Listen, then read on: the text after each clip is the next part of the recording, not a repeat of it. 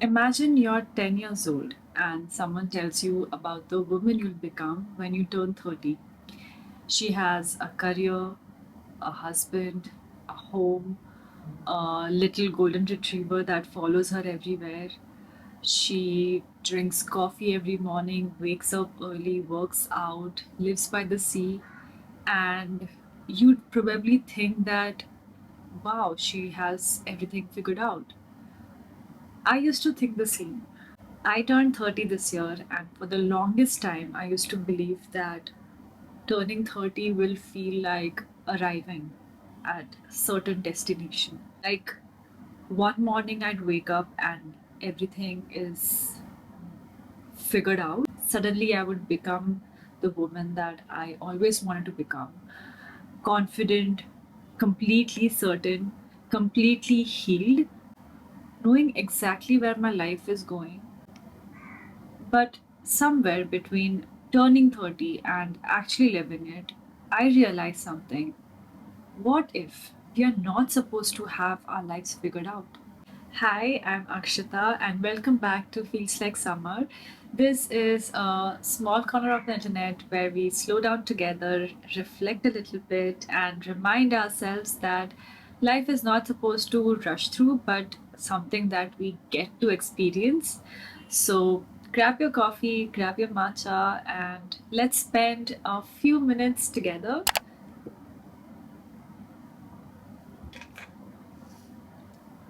So, I thought of yapping today, honestly, and talk about my unfiltered thoughts a little bit.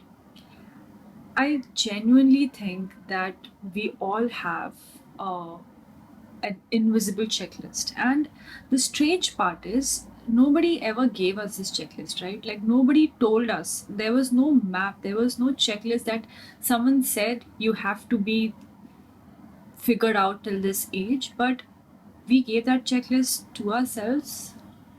By 25, you need to have the relationship, the career, the confidence, financial stability, peace, or be completely healed. You need to somehow know exactly who you are. So nobody gave us these checklists. Yet we all completely believe that this is the way of life, right? So when I was younger, I used to think that 30 is such a grown up age. And I honestly believe that adults who are 30, they wake up and they know exactly what to do. They know who they are. They have everything figured out. They wake up every morning and their life is sorted. They know exactly what to do. Now I am 30. I overthink so many tiny decisions. Like everything, all of my life depends on those tiny decisions. I even to buy a certain product, I overanalyze, I Google, I chat GPT and wonder whether I'm making these choices right. Honestly, it's strangely comforting. I I think adulthood is not certainty, but it's getting comfortable with the feeling of complexity. The other day, I was going to order a hair straightener, okay, and I literally spent 1 hour over analyzing, googling each product, and then going to ChatGPT, sending the screenshot and asking pros and cons. And I spent so much time deciding for a small product. Now that I think about it, it's not about the product, it's about the weight that I am carrying with that small decision, right? If I make a wrong choice, I am failing at adulting. And I laughed at myself because isn't that honestly what we do? We attach so much meaning behind the things that were never meant to define us. On paper, my life looks beautiful. I genuinely worked very hard to build a career that I am proud of. I got married to a wonderful husband. I have Archie, who brightens up my day every day. I am pursuing my PhD. I finally started YouTube, which was on my mind since a very long time. I travel, I moved cities and I started from scratch.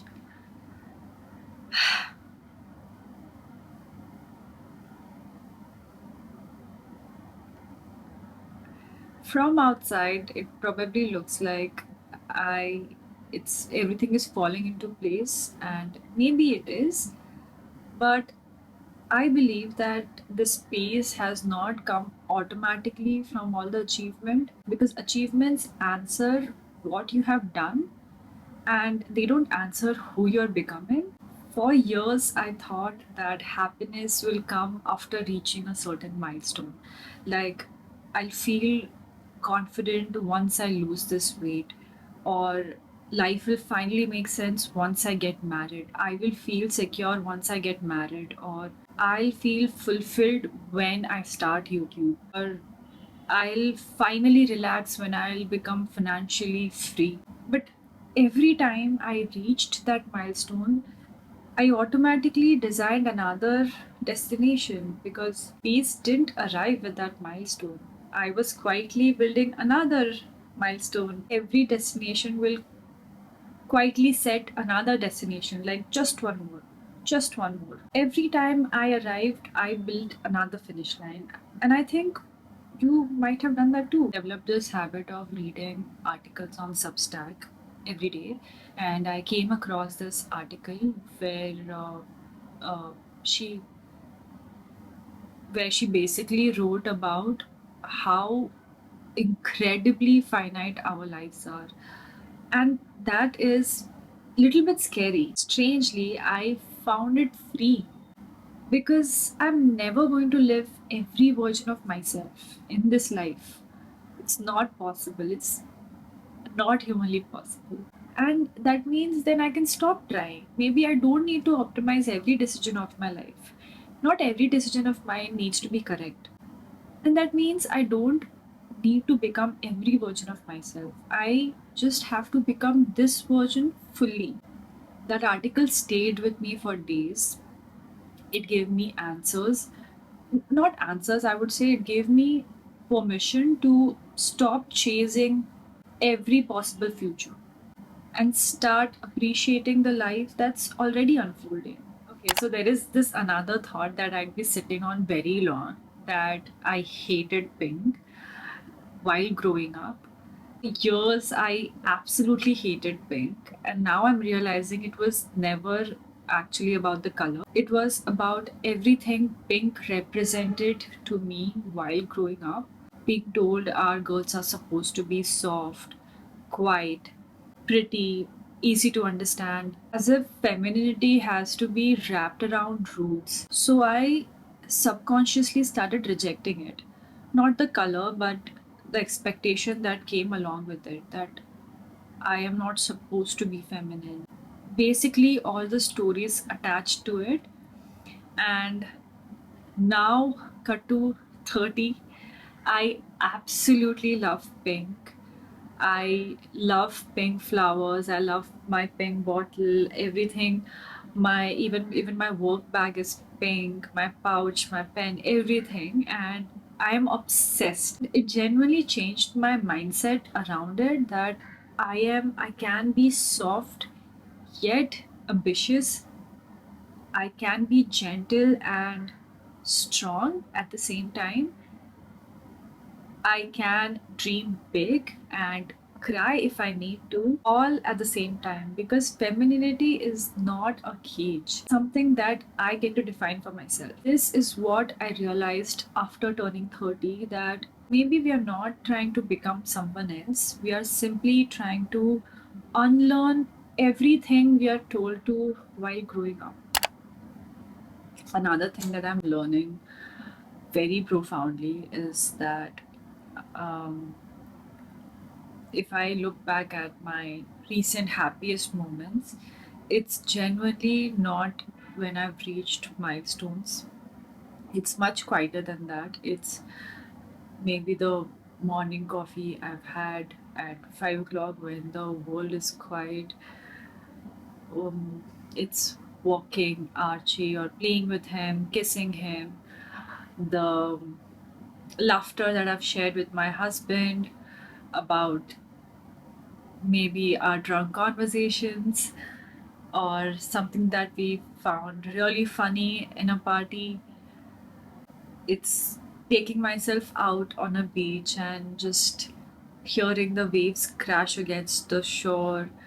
It's finishing a video that I'm genuinely passionate about. It's reading that one chapter before going to bed and closing the book and just holding the book close to my chest with a smile because of how cute the chapter was. These are the moments that do not look impressive on the paper, but when you close your eyes and you think to yourself, when was I happy?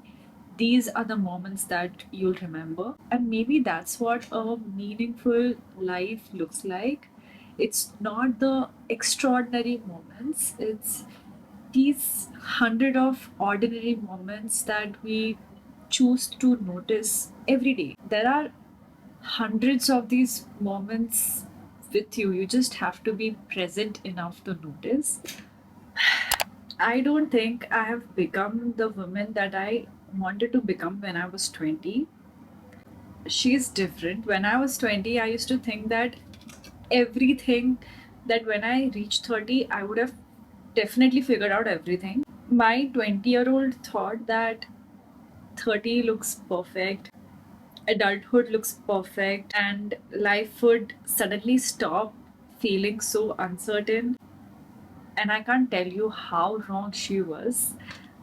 If I had to sit beside that version of my 20-year-old, I would not give her advice. I would just simply tell her that don't rush. You don't have to become everything all at once. You don't have to become every version you want to become. And life is not running away. You just have to embrace moments. You have to notice these moments and cherish them. One day you'd stop measuring these milestones, these achievements as something as arriving or becoming. I think she would genuinely be proud of who I am today, because I don't think that I have figured out life, but I genuinely would be proud of myself for believing that it is okay to not have life figured out. And finally, I've stopped expecting myself to.